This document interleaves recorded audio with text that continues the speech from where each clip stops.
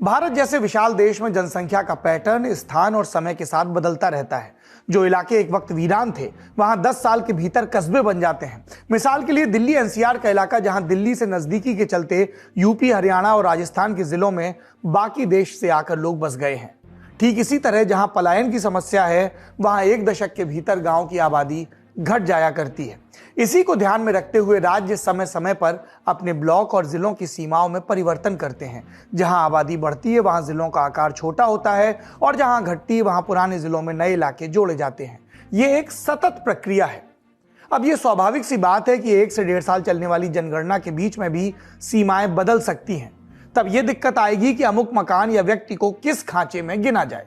इससे बचने के लिए रजिस्ट्रार जनरल ऑफ इंडिया का दफ्तर जनगणना से 3 महीने पहले प्रशासनिक सीमाओं को फ्रीज करने का आदेश जारी करता है।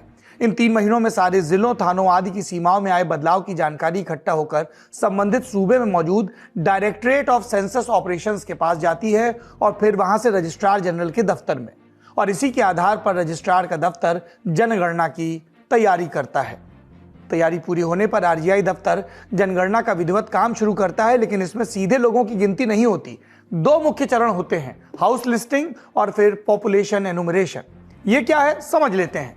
जनसंख्या में कोई दोबारा न गिन लिया जाए, इसलिए असल गिनती से पहले पूरे भारत की एक एक इमारत का सर्वे होता है, चाहे बड़ी बिल्डिंग हो, होटल, घर या झोपड़पट्टी। इसे कहा जाता है हाउस लिस्टिंग। सर्वे के दौरान हर इमारत का प्रकार, उसमें मौजूद सुविधाएं और संपत्ति की जानकारी ली जाती है। मसलन घर में शौचालय है या नहीं, पानी कैसे आता है, फ्रिज है या नहीं, गाड़ी है तो कौन सी, आदि इत्यादि। पहले यह काम फॉर्म्स के जरिए होता था। शिक्षक, पटवारी या सरकारी अमले के दूसरे कर्मचारी इन्हें घर घर जाकर भरते थे। इसके बाद इन्हें डेटा प्रोसेसिंग सेंटर्स में ले जाया जाता है, जहां फॉर्म की जानकारी को सरकारी सर्वर पर अपलोड किया जाता है। फिर विश्लेषण का काम आगे बढ़ता है, लेकिन यह एक लंबा और थका देने वाला काम है, जिसमें लगभग 10 से 11 महीने का वक्त लगता है, कभी कभी इससे भी ज्यादा।